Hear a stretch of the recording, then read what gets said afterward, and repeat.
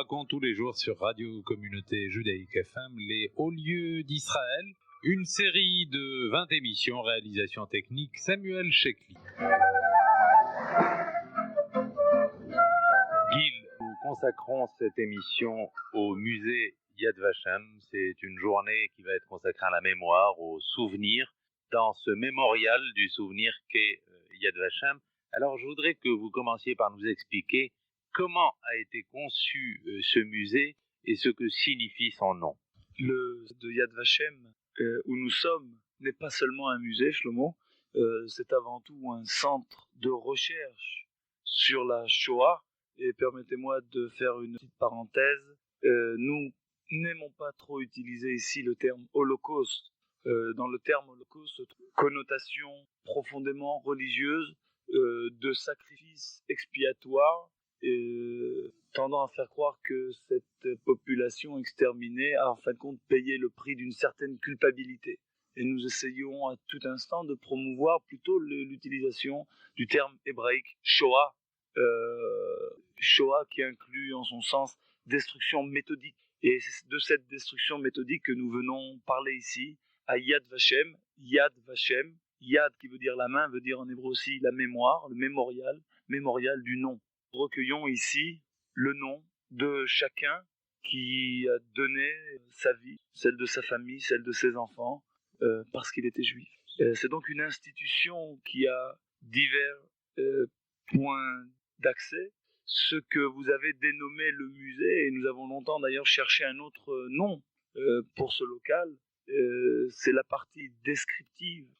Au cours de la visite, d'ailleurs vous avez pu remarquer que c'est une visite très à froid. Nous essayons d'analyser du point de vue le plus historique possible le phénomène en enlevant, pour mieux cerner le message et l'enseignement de cet endroit, en enlevant la connotation affective, la douleur physique qui a pu s'y allier. D'ailleurs, on peut remarquer à l'intérieur de ces présentations, de ce musée, qu'il n'y a que des photos, la plupart d'ailleurs prises par des soldats allemands, souvenirs de guerre, de leur conquête et de leur fait d'armes, mais très très peu d'objets qui pouvaient attirer une analyse plus affective.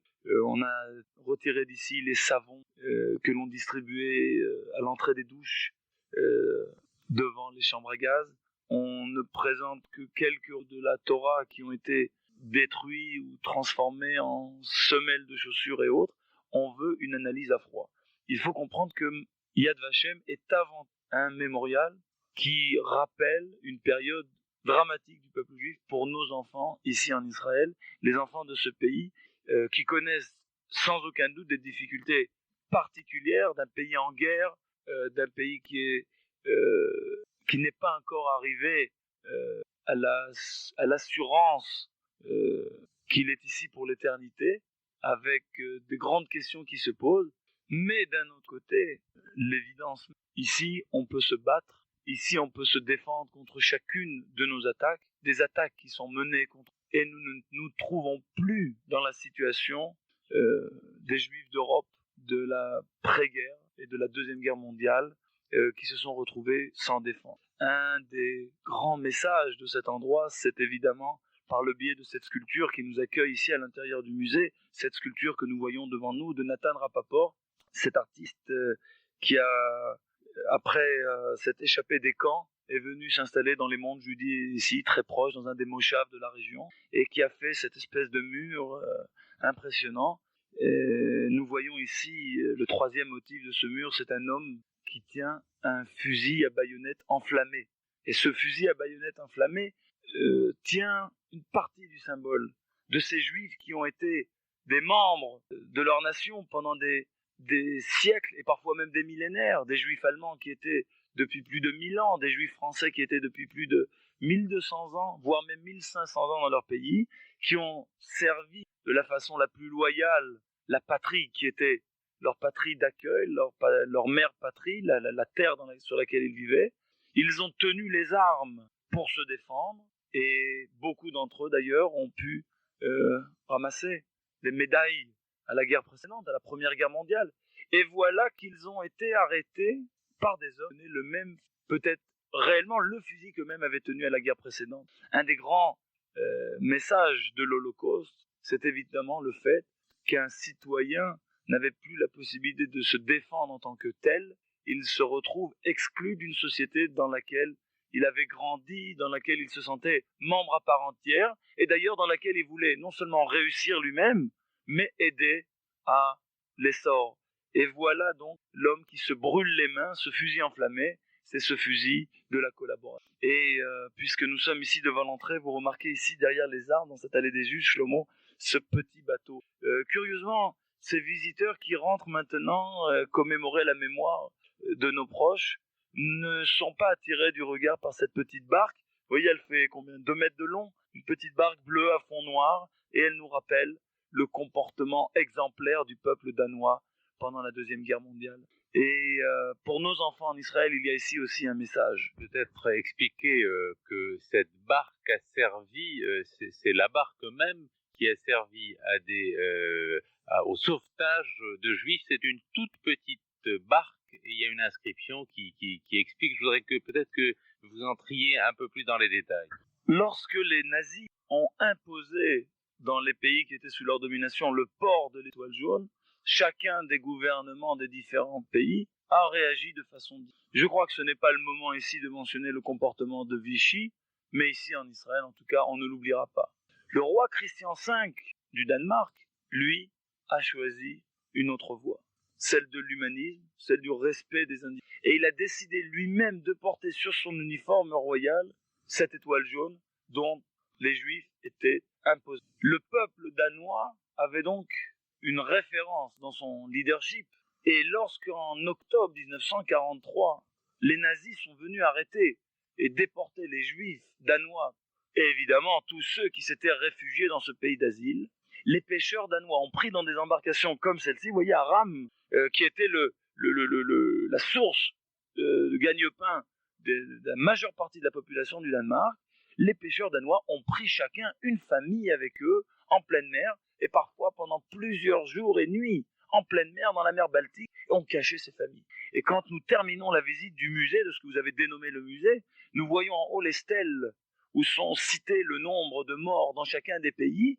On peut de suite comprendre la différence. Au Danemark, nous remarquons donc sur cette stèle 50 juifs qui ont été massacrés pendant la Deuxième Guerre mondiale. C'est énorme, mais à côté des 3000 de juifs massacrés en Pologne et de cette centaine de mille en France, et vous avez ici la liste de tous les pays, le message est très précis. Le message pour nous était aussi évident.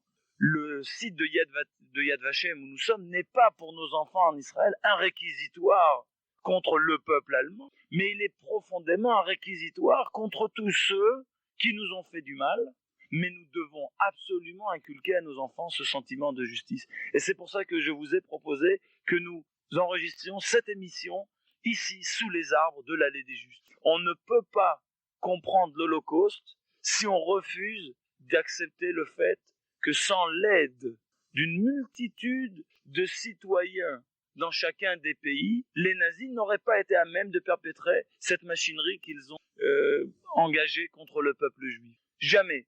L'Allemagne, à elle toute seule, n'aurait pas été capable. Sans l'aide d'une partie du peuple polonais ou de certaines personnes en France, ces choses-là n'auraient pas pu avoir lieu. Mais d'un autre, et nous sommes ici à l'ombre de ces caroubiers, nous avons le souvenir et le respect de ces non-juifs qui ont fait des choses extraordinaires pour sauver des juifs. Et permettez-moi un instant de décrire l'endroit où nous sommes maintenant assis.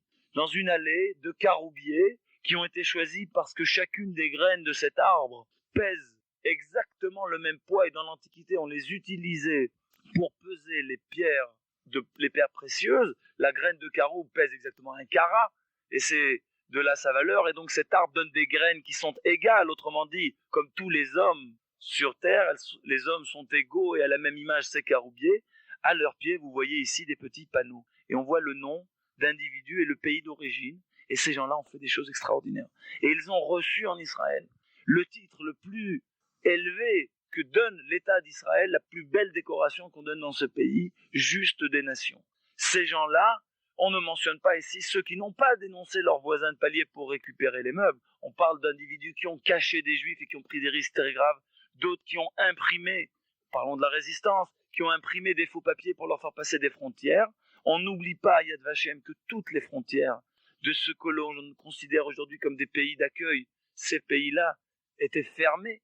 La Suisse, les États-Unis, rappelez-vous l'épopée du bateau Saint-Louis en 1943, venant d'Allemagne avec ses réfugiés qui n'accéderont pas aux États-Unis et qui termineront dramatiquement leur vie dans les camps. On se souvient ici à Yad Vashem. Et je crois que Yad Vashem, c'est avant la justice.